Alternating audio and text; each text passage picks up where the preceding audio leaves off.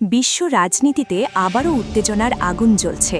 কেন্দ্রবিন্দুতে এবার লাতিন আমেরিকার দেশ ভেনেজুয়েলা। আর এর পেছনে রয়েছে সরাসরি যুক্তরাষ্ট্র, বিশেষ করে মার্কিন প্রেসিডেন্ট ডোনাল্ড ট্রাম্পের নেতৃত্বাধীন প্রশাসন। সম্প্রতি আন্তর্জাতিক গণমাধ্যমে বড় আকারে আলোচিত হয়েছে একটি দৃশ্য। ভেনেজুয়েলার উপকূলে চক্কর দিচ্ছে আমেরিকার B-52 বোমারু বিমান।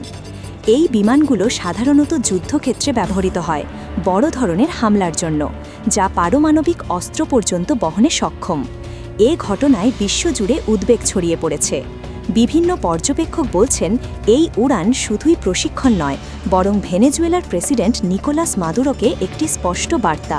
আর সেই বার্তা হলো, আমরা প্রস্তুত। মার্কিন বাহিনী শুধু আকাশপথেই নয়, সামুদ্রিক অভিযানেও সক্রিয়।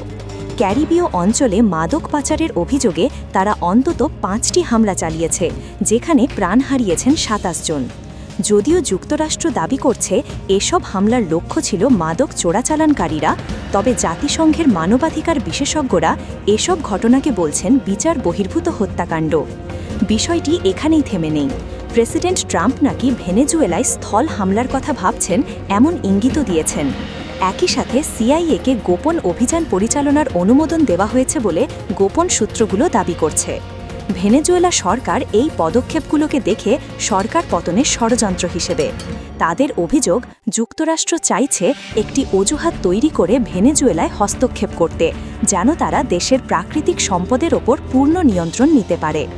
এখন প্রশ্ন হচ্ছে, সত্যিই কি মাদুরো প্রশাসন মাদক পাচারের সাথে জড়িত, নাকি এটা কেবল যুক্তরাষ্ট্রের ভিন্ন রাজনৈতিক এজেন্ডা বাস্তবায়নের একটি কৌশল?